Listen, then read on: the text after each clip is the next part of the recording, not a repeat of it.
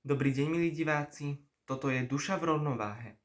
Dnes tu máme takú pomerne aktuálnu tému, pretože sa budeme rozprávať o syndróme vyhorenia, ktorú zažíva veľmi veľa ľudí, hlavne v dnešnej uponáhlanej dobe. Takže veríme, že toto video je pre vás taký priestor na stíšenie a že sa tak zamyslíte možno aj nad svojim životom. Tak Erik, k tejto téme, aká ti napadá otázka?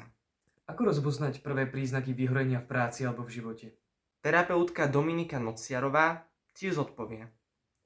Typickými príznakmi sú dlhodobá únava, strata motivácie, cynizmus, znížená výkonnosť, podráždenosť či pocity bezmocnosti.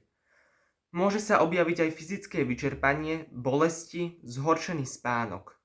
Človek má pocit, že už nemá z čoho dávať, aj keď ešte donedávna zvládal veľa. Dôležité je neignorovať tieto signály. Sú volaním tela aj duše o spomalenie. Čím sa líši vyhorenie od depresie?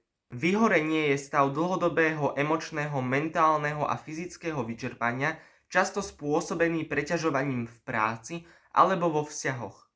Môže viesť k depresii, ale nie je to to isté. Depresia sa netýka len jednej oblasti, napríklad práce, ale celkového prežívania. Zatiaľ čo vyhorenie často pramení z vonkajších nárokov, depresia môže mať aj biologické a genetické príčiny. Ako sa dá predchádzať dlhodobému vyčerpaniu? Kľúčová je pravidelná psychohygiena, prestávky, oddych, schopnosť povedať dosť a venovať sa tomu, čo nás vyživuje. Pomáha tiež realistické nastavenie očakávaní, vedomé plánovanie času, pohyb, kvalitný spánok a najmä kontakt so sebou. Pýtať sa, ako sa mám? Čo teraz potrebujem?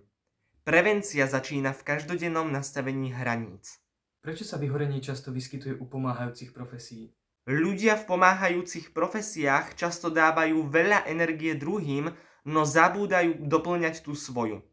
Majú silný zmysel pre zodpovednosť, empatiu a často aj potrebu zachraňovať. Ak k tomu pridáme vysoké očakávania, nedostatok času na vlastné potreby, vzniká riziko vyčerpania. Dôležité je naučiť sa príjmať, že aj my máme limity a že oddych nie je slabosť, ale výživa pre naše poslanie. Veľmi pekne vám ďakujeme za sledovanie. Ak sa vám toto video páčilo alebo celkovo naša tvorba nášho kanála, budeme veľmi radi, ak nám dáte odber.